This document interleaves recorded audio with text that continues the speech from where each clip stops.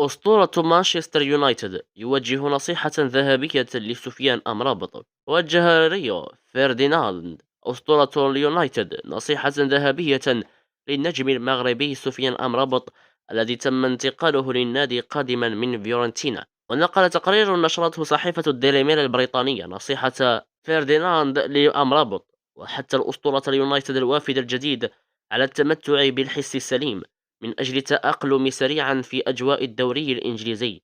وقال في هذا الصدد: كل اللاعبين بحاجة للتأقلم، وإذا جاء ذلك سريعا فأنا أعتقد أنه سيكون جيدا. وتابع: أسلوب اللعب في الدوري الإنجليزي أسرع من الدوري الإيطالي، هذا أمر مؤكد. وأشار لضرورة أن يلتزم أمرابط بالقواعد المنظمة للدوري الإنجليزي، ولفت في هذا الصدد للأمور الانضباطية التي واجهها لاعب بخبرة كازيميرو في البريمير ليج.